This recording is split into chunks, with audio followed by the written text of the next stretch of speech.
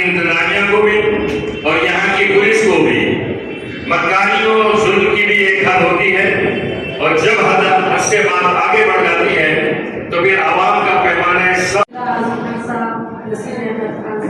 सभी पार्टी के पदाधिकारी और आप सभी, जैसा कि आपको मालूम है कि आजम खान साहब और BFIR और अजहर अहमद खान साहब ये कैसे मुमकिन है? आजम खान साहब 5-6 लोगों को बंदूक लेकर भेज रहे हैं जो कि एक बीमार है, जिन्हें बिस्तर से उठने की इजाजत नहीं दी है डॉक्टर ने। और आज अजहर अहमद खान साहब जो पुलिस कस्टडी में है, प्रशासन की देख रेख में है, उन्होंने धमकाया है। तो क्या ये पॉसिबल है? सब FIR झूठी पहले भी लिखवाई गई थी और अब भी लिखवाई गई है। मैं समझती हूँ कि अगर एक शख्स के कहने से इतने बड़े नेता पर, जो कि 10 बार के विधायक और इतने बड़े नेता पर इतनी आसानी से FIR लिखवाई जा सकती है, इसके लिए अगर एक कमेटी बनाई जाए। ऐसे तो कोई भी किसी पर इल्जाम लगा देता है, लगा रहा है, जिससे हजारों बेगुनाह जेलों में अभी बंद है। अगर इस पर इल्जाम नहीं लगाया गया तो बहुत परेशानी हो जाएगी। ऐसे तो किसी से भी दुश्मनी है, उसका नाम लेकर उस पर इल्जाम लगा देंगे, तो क्या आप फौरन FIR कर लेंगे? इसके लिए एक कमेटी बनाई जाए, कमेटी उसकी जांच करे, ताकि जो FIR लिखा रहा है, जो इल्जाम लगा रहा है, वो सच है या गलत है। इससे बहुत सारे बेगुनाह बच जाएंगे। जो एक मामूल बन गया है, जिसने चाहा किसी पर भी इल्जाम लगा दे, उसे जेल में भेज दिया। और जिन लोगों ने इल्जाम लगाए हैं, ये वो लोग हैं जिन्होंने सबसे पहले अदालत में इस्तेमाल किए और FIR सुनाई 3.5 साल के बाद, जो कि बेबुनियाद और बिल्कुल झूठ है। वही सिलसिला दोबारा शुरू होने वाला है। ये मैं SP साहब से कह कर आई थी कि जो कहानी 3.5 साल पहले शुरू हुई थी, कि वो दोबारा दोहराई जाएगी। आज एक गवाह ने FIR कराई, कल दूसरा आ जाएगा, परसों तीसरा आ जाएगा, क्या फिर FIR से सिलसिला शुरू हो जाएगा? ये कानून का मजाक है। अपने देश का कानून का मजाक खुद ही उड़ा रहे हैं कि कोई इस पर यकीन ही ना करे। बस मैं इतनी गुजारिश करती हूँ, या मैं ये कहना चाहती हूँ कि बिना कमेटी बनाए किसी पर भी कोई FIR नहीं होना चाहिए। पहले उसकी जांच हो, उसके बाद FIR हो, ताकि बेगुनाहों को बचाया जा सके। हमें बताते हैं, आपने आजम खान साहब को देखा होगा, युवा लोगों ने बहुत कम देखा होगा। जो हमारी उम्र के हैं, उन्होंने बचपन में हम लोगों ने देखा था। जब से ये आए हैं 77 से, इन्होंने एक अनुशासन रखा था। हमने कोई भी आंदोलन करते हुए इनको देखा होगा। इनका मिसाल नहीं है जैसे अनुशासन ये रखते थे। जो भले ईमानदार सच्चे आदमी होते हैं, वो अनुशासन रखते हैं। कोई सा भी इनका उल्लंघन इन्होंने कभी कानून का नहीं किया था। धारा 144 लागू थी। मुझे याद है वो जो एक सरकार ने एक ऐसा कानून, पूरी दुनिया में ऐसा कानून नहीं होगा कि जो एक धर्म को अलग कर दिया, वो यहाँ आए तो उनको नागरिकता नहीं मिलेगी। शर्म की बात है हमारे ऐसे हिंदुस्तान, जिसमें सभी लोगों ने आजादी में भाग लिया, वहां पर सबका हक था। उस कानून के बारे में आजम खान साहब ने एक मीटिंग बुलाई थी यहाँ पर, और ऐसा अनुशासन रखा था कि कोई भी उल्लंघन नहीं हुआ। 2-2 करके 3-3 करके निकल के खुद से, हम भी थे उसमें। उसके बाद सरकार का उत्पीड़न शुरू हुआ। अब्दुल्ला साहब को उन्होंने गिरफ्तार किया, हमारी परीक्षा ली है। और एक और मैं बताता हूँ, उसी दिन सच कह रहा हूँ, हम लोगों को नहीं बर्दाश्त करना चाहिए था। निर्दोष आदमी को कैसे गिरफ्तार करते हैं? क्यों हम लोग मुंह बैठ के बैठे रहे? हमको नहीं बैठना है। और आजम खान साहब, आपने पूरे परिवार ने, एक ऐसी शख्स जिन्होंने तमाम लाखों लड़कियों को पढ़ाया, इतनी उम्र में उन्होंने गिरफ्तारी दी। क्या उनके साथ झूठे मुकदमों की हमें उम्मीद नहीं थी? हम सोचते थे उसी दिन जमानत हो जाएगी। 2.5 साल जेल में रहे। कलंक, देश पर कलंक है, कानून पर कलंक है। धन है सुप्रीम कोर्ट, अगर आज हम पीछे, लेकिन उसके बावजूद फिर शुरू कर दिया। हम चाहेंगे इसके विरुद्ध हम लोग खड़े हों, चाहे जो आदेश हो, सड़क पर करना हो। क्या हमारे नेता के ऊपर, हमारे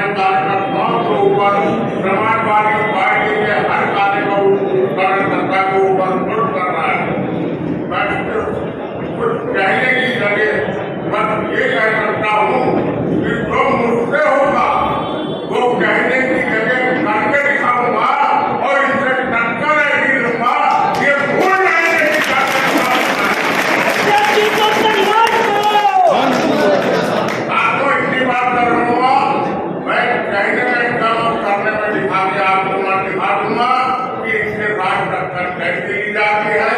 मैं जानता हूँ यहाँ का प्रशासन, पुलिस प्रशासन जिन लोगों के साथ अपना दोस्ताना कर रहा है उसकी तस्वीरें मैंने लोगों के पास भेजी है। ये दोस्ताना ये 2 दिन 4 दिन पहले का है, यही हमारे ऊपर जुल्म करने का एक कहानी बनाई है। भूल जाए वो एसपी साहब जो अपने को ईमानदार, जो अपने को ईमानदार और बड़ा मानवतावादी बता रहे थे अभी 2 दिन पहले। मैंने कहा एसपी साहब आप बटन को उड़ा सकते हैं बीजेपी वालों के साथ, प्रोटोकॉल को जो उड़ा सकते हैं।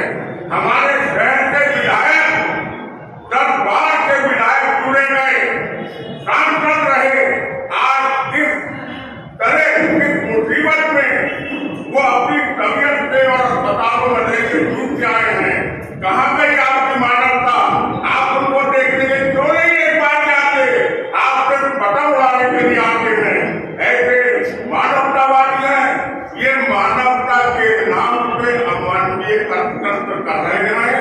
ये जो मुकदमे कर रहे हैं ये ढूंढे बनाने कर रहे हैं और ये जितनी भी कर रहे हैं ये गलत फहमी में घूम जाएंगे। इसी टक्कर की तो ये आरम साहब को मैं जानता हूँ, भाई साहब ने कहा कि बहुत तरीके से आंदोलन करते हैं, लेकिन एसपी साहब हम गरीब नहीं जानते जब आंदोलन करते हैं। मैं अपनी बात कहता हूँ, फिर आपको पता नहीं चलता। मैं सभी से निवेदन करता हूँ, हम संयम से काम है, हम एकजुट रहें, आपस में एक रहें और हर समस्या का समाधान है। हम कानून का पालन करने वाले लोग हैं, लेकिन इसका मतलब ये नहीं कि आप कानून तोड़ के हमें दबाओ। बस मैं आपके साथ इतनी बात कहूँगा। जय हिंद।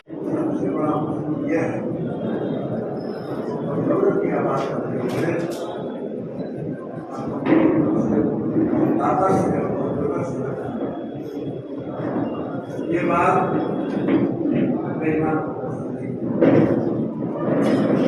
बेईमानी पे रोक रहा है, ये बात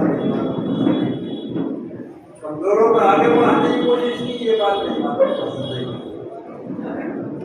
जो कुछ जिला प्रशासन ने पिछले 3 साल में किया है तो सब आपके सामने। कोई एक केस तो सच्चा हो, सब झूठ।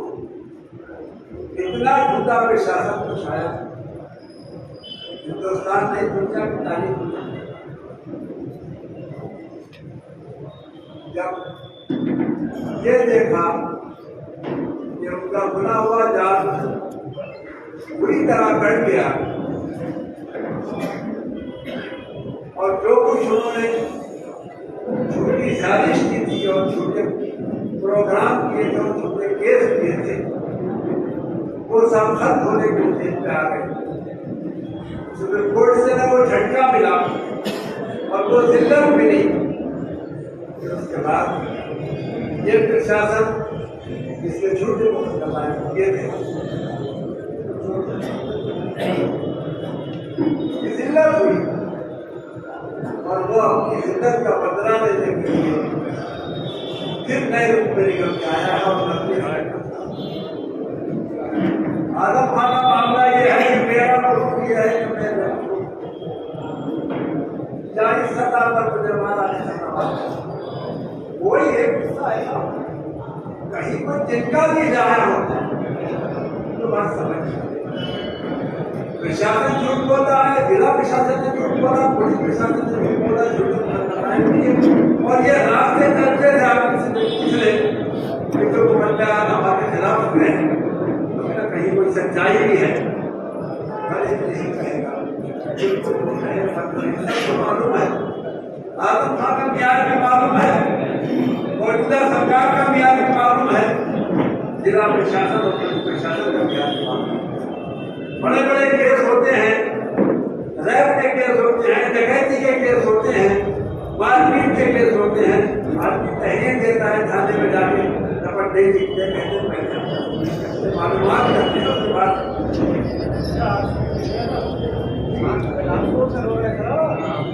जी जी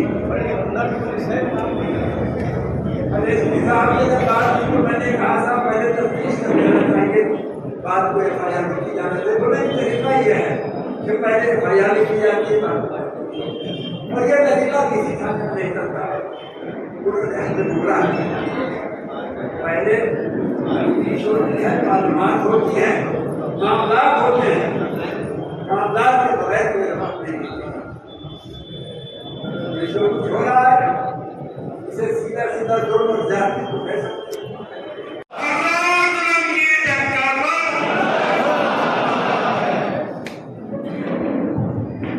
बहुत शुक्रिया राजा साहब का, हम सबके बड़े और एक सरपरस्त की तरह रास्ता दिखाने वाले नसीर अहमद खान साहब, चेयरमैन साहिबा, विजय सिंह जी, अमरजीत भाई, और बहुत कुछ बर्दाश्त कर लिया, तब ये फैसला किया है कि आप इस जिले को और बर्बाद होने नहीं दे सकते। ना जुल्म बर्दाश्त करेंगे। मोहम्मद हसन भाई पार्टी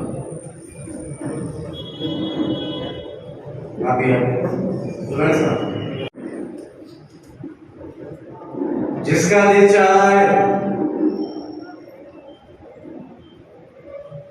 वो आता है, दरखास्त देता है और FIR हो जाती।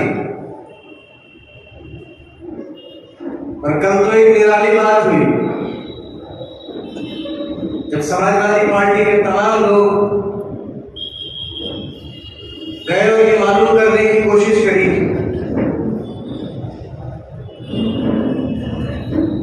कि ये सब क्यों हुआ, तो जवाब आया कि साहब तो बड़े मासूम लोग थे, आंखों में आंसू लेकर आए और हमने FIR दर्ज कर दी। इतनी रहमदिल पुलिस, इतना एहसास दिल में रखने वाली पुलिस। उस वक्त कहा था ये एहसास जब उस हादरस की बेटी का पूरा परिवार रो रो कर ये कह रहा था कि रात के अंधेरे में उसका अंतिम संस्कार किया ना जाए, तब कहा था ये एहसास। ये एहसास तब कहा था जब 1.5 महीना पहले रामपुर, स्वार, टांडा, नडियाद, नगर में आसिफ राजा साहब के चुनाव के दिन नौजवानों को, बुजुर्गों को, बहन बेटियों को गंदी गंदी गालियां दी गई। कहां था ये एहसास?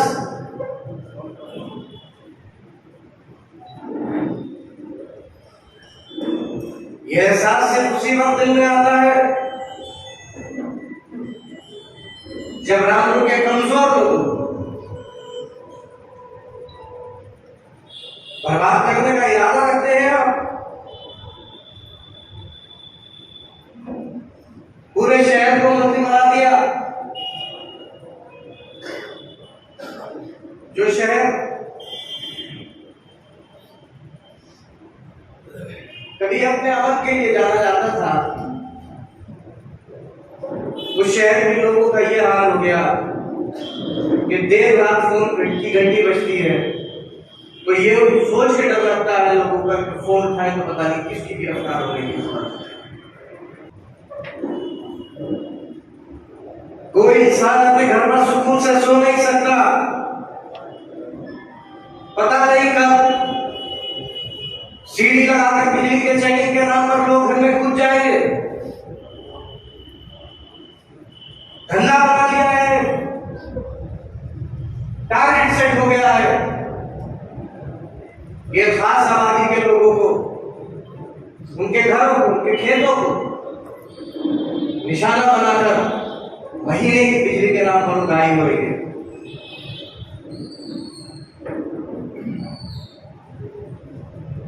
जिन गलियों ने कभी सोचा नहीं था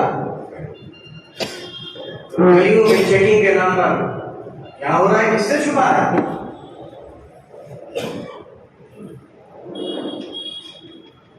और कल जो ये FIR हुई है तो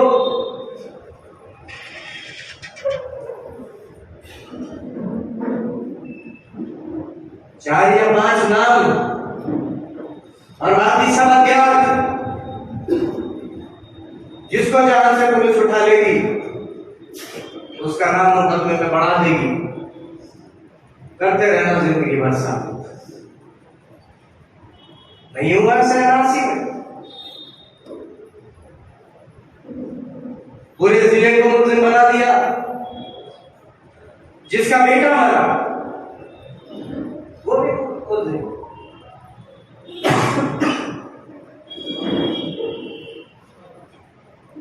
3 साल पहले शायद हालात और थे। NRC के मामले में एक ऐसी गलती हुई थी कि अगर उस वक्त इन जातियों के खिलाफ यहाँ के लोग सड़कों पर निकलते तो पुलिस प्रशासन रामपुर की बस्ती की सड़कों को खून से रंग देता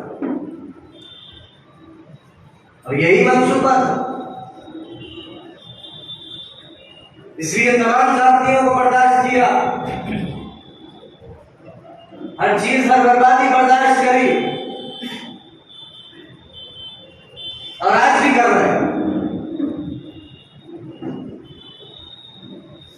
लेकिन आज वो दौर नहीं है।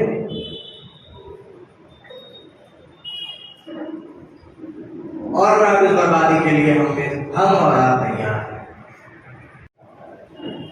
बर्दाश्त की एक कुव्वत होती है और वो कुव्वत अब खत्म हो चुकी है। और जब हमारा मुकद्दर आपने जेल तय ही कर दिया है तो फिर घर बैठ कर नहीं, लड़कर जेल जाए।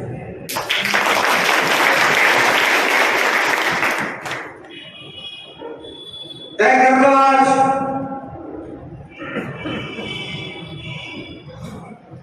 आज सब तय कर लो। अगर घर में ये सोचकर बैठे रहोगे कि आज तो पड़ोसी गिरफ्तार हुआ है तो बचाओ,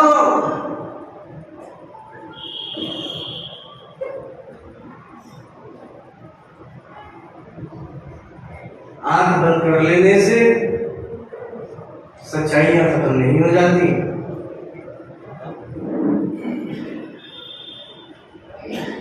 अगर इस इंतजार में रहोगे कि मैं तब बोलूंगा जब मेरा नंबर आएगा, तब तक हमने सुना कोई बात नहीं पूछी। देखो ना कब जो FIR हुई, मैं नाम नहीं लेना चाहता किसी का, एक बात बार बार उठ के जाती है कि साहब आपकी तो सारी बातें बाहर जाती हैं। आपके 5 लोगों में एक आदमी हमारा बैठा होता है जनाब, जैसे हमारे 5 में एक आपका बैठा होता है वैसे आपके 5 में भी 2 हमारे बैठे।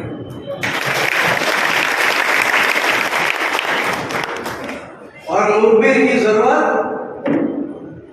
सरकारों को और अधिकारियों को सिर्फ उसी वक्त तक होती है जब तक वो खबर देता है। उसके बाद सबसे पहले पुलिस मुखबिर का इंतजाम करती है। कभी जेलों में जाकर देखना सबसे ज्यादा मुखबिर बन रहे हैं।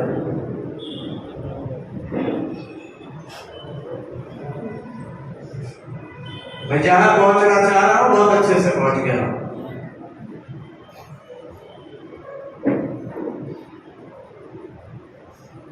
इसलिए आप गौर तो करें, अधिकारियों से मिलने जाते हैं तो जवाब आता है साहब वो तो आंखों में आंसू भर के रोते हुए आए। वाह क्या कहने, बड़े हमदर्द रामपुर वालों के। जब भैंस चोरी और बकरी चोरी की सच्चाई है खुलने लगी अदालत में।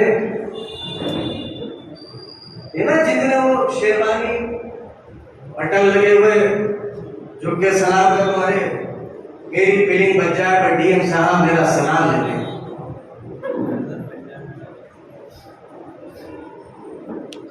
जब खुलने लगी सच्चाई और उन्होंने आकर ये कहा कि हमसे सादे कागजातों पर अधिकारियों ने दस्तखत और अंगूठे लगवा लिए, तो ये लगा कि लो मियां ये तो गंगा उल्टी बहने लगी, तो अब उन्हें धमकाओ ने और इल्जाम लगाओ कि इन लोगों को धमकाया जा रहा है। और धमका कौन रहा है? आजम खान साहब, जो इंसान अभी 13 तारीख को अस्पताल से डिस्चार्ज होकर आया और अभी भी इलाज में हो। और कौन? आजम खान साहब पुलिस कस्टडी में है, जेल में।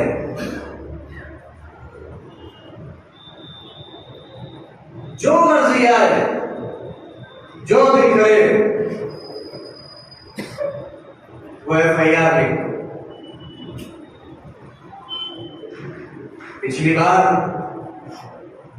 ये सोचकर कि नहीं शायद ये जुल्म की इंतहा बस यहीं तक है, अपने पैरों को समेटे रखा।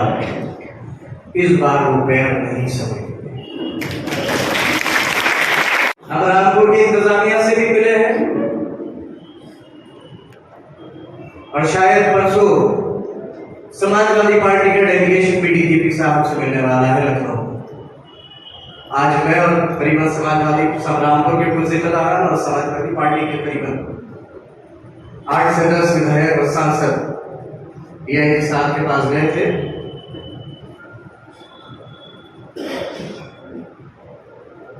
उनको पूरे हालात और वाकया बताया है। अगले 4 से 5 दिन में इन FIR की सच्चाई फाइनल रिपोर्ट नहीं लग जाती और ये झूठी FIR कराने वालों पर कार्रवाई नहीं होती, उसके बाद हमारे पास सिवाय सड़कों बनाने के अलावा और कोई रास्ता नहीं। और एक बात हिम्मत करो आप, और जो बुजुर्ग मौजूद हैं, जब जब रामपुर ने अगुवाई करी है पूरे उत्तर प्रदेश में और मुल्क ने उसका साथ दिया है। हिम्मत करके इंशाअल्लाह आगे बढ़ो, देखना पूरा उत्तर प्रदेश आपके साथ होगा। तमाम वो लोग जो इन नाइंसाफियों के खिलाफ खड़ा होना चाहते हैं वो आपका साथ दें। और भागने वाला एक जगह पे पढ़ रहा था, उसमें लिखा हुआ था भागने वाले के लिए, अगर भागने वाला भागने पर आ जाए तो भागने वाले के लिए दुनिया छोटी पड़ जाती है, और लड़ने वाला जहां से लड़ना शुरू करता है वहीं से उसकी जीत शुरू होती है। इंशाअल्लाह लड़ेंगे, मजबूती से लड़ेंगे। और देखो मैं जूते उतार के चप्पल पहनकर आया हूँ, जहां मौका लगेगा चप्पल उतार के नहीं बैठेगा। जिएंगे इंशाअल्लाह तो वकार और गैरत के साथ जिएंगे।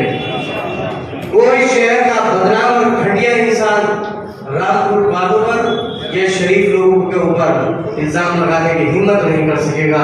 और जब रामपुर वालों की इज्जत पर आएगी तो रामपुर वाले अपनी इज्जत के लिए लड़ेंगे।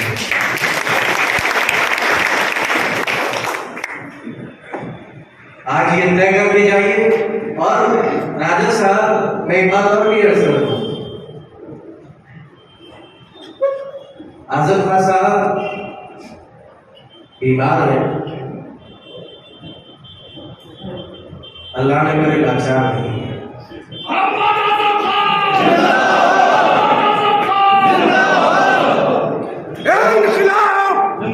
जो अधिकारी है, जो लोग नए आए हैं, उन्हें याद होना चाहिए कि पटवाई में एक बार एक मोटरसाइकिल वाले में डंडा डाल के टायर में डंडा डाल दिया था, जिससे मौत हो गई। ये वही रामपुर है जिसने साइकिल लखनऊ और दिल्ली तक भी चलाई है। ये वही रामपुर है जिसने पटवाई से लेकर और गांधी समाधि तक पैदल मार्च किया है। ये वही रामपुर है जिसने 4-4 महीने के धरने चलाए हैं। तो जरा हम रास्ते से थोड़ा सा हट गए, इसलिए लोगों की हिम्मत ज्यादा बढ़ गई। अब सिवाय उस रास्ते पर वापस आने के अलावा रामपुर के शरीफ को और मजबूती से लड़ेंगे और जीतेंगे, और ऐसा जीतेंगे कि तारीख इंशाअल्लाह याद करेगी। उसके बाद कहा करते थे जेल में कि बेटे जिंदा निकले तो गाजी कहलाएंगे और मर के निकले तो शहीद कहलाएंगे। और अगर जेल ही जाना है तो जेल में भी जाएंगे, और जेल भी गए तो वहां पर भी अपना प्रदर्शन वैसे ही जारी रहेगा जैसे बाहर है।